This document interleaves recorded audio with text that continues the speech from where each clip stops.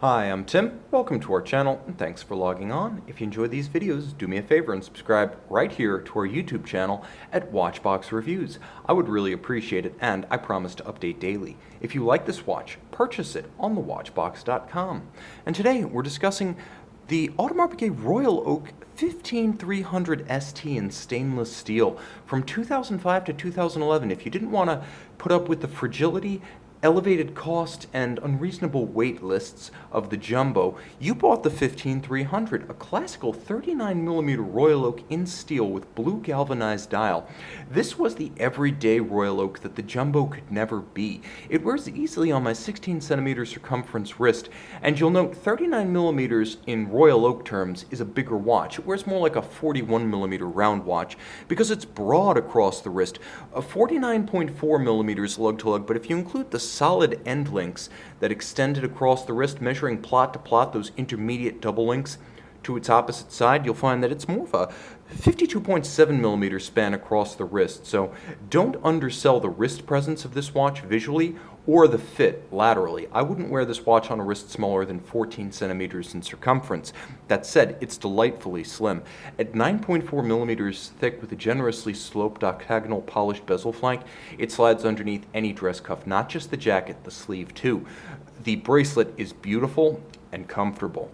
As you can see, it's integrated with the case and the lugs in the fashion that Gerald Genta first envisioned in the early 1970s, but it's more robust than the Jumbo then and now. The lugs are more substantial, they're thicker, they're more solidly joined. As you can see, and this has been a constant to Audemars Piguet's credit, the bracelet is joined to the case with screws, not spring bars, for more security. You'll note the bevel down the flanks, beautifully polished and perfectly aligned from link to link, plus aligned with the swelling polished transitional bevel of the lug hoods.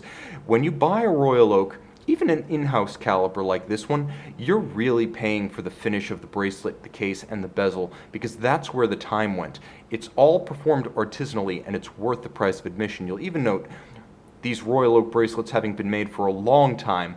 The channels underneath the links allow easy venting of the wrist on a hot day, as well as enough space to avoid pinching skin or pulling hairs. All sizable or removable links are fixed by screws, the way Patek used to do it and still should. AP was right then and right now. Now this one is part of an H-series of the 15300, features the later Clasp, and you can see the Clasp is more substantial than the earlier models. It's a double folding twin trigger release that is robust when closed. It's not going to pop open. You need to press both triggers and offer positive disengagement to open this. It feels solid enough to have been spec'd on an offshore, much less a Royal Oak 15300.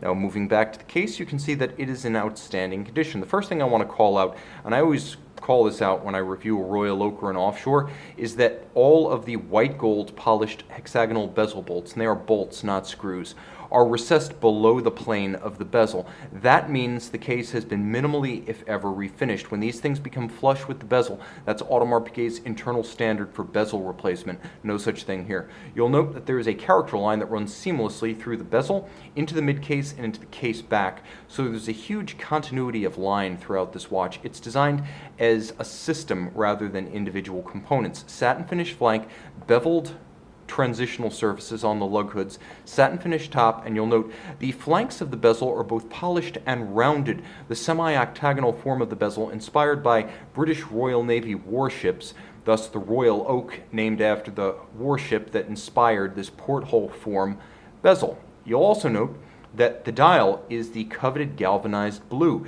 The galvanized blue used to be far less common than it is now.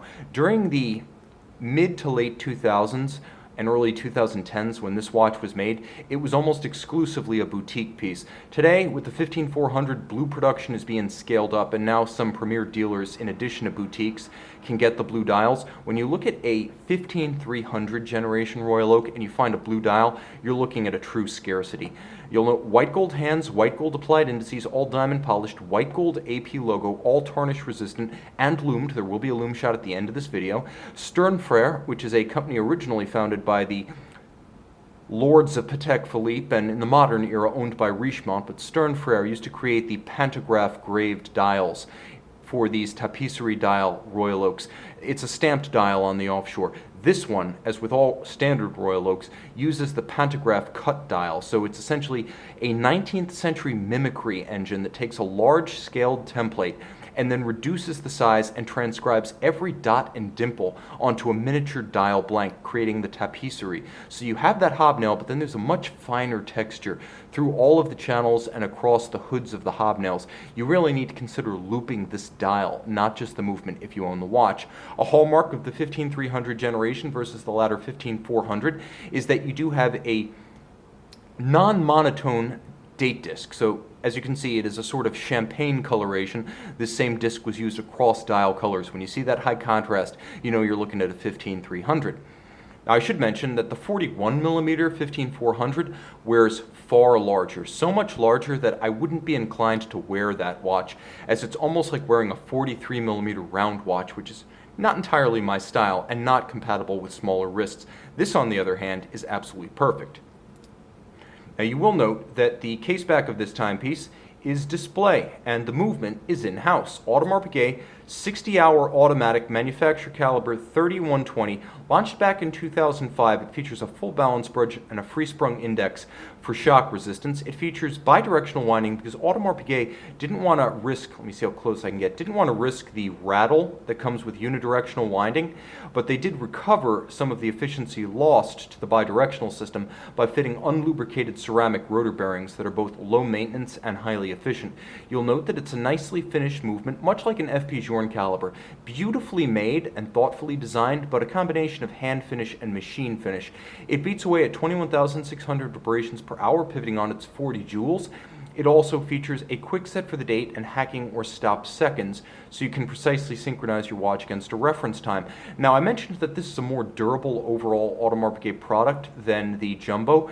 Although both are rated at 50 meters water resistant, this one features a screw-down crown. I would swear by swimming with the screw-down crown variant. I would not swim with the push-down crown 50-meter Jumbo. You will note a 22 karat gold winding mass engraved with the coats of arms of the Audemars and Piguet families. They're there because Audemars Piguet is the largest traditional Swiss watch manufacturer still controlled by the founding families, dating back to 1875. It's an unbroken legacy. You can see and you can make yourself part of that legacy with this AP Royal Oak 15300 in stainless steel, available on the watch box. And we're back with the Royal Oak 15300, 39mm in stainless steel with blue dial by day, green dial by night. See it and make it yours on thewatchbox.com.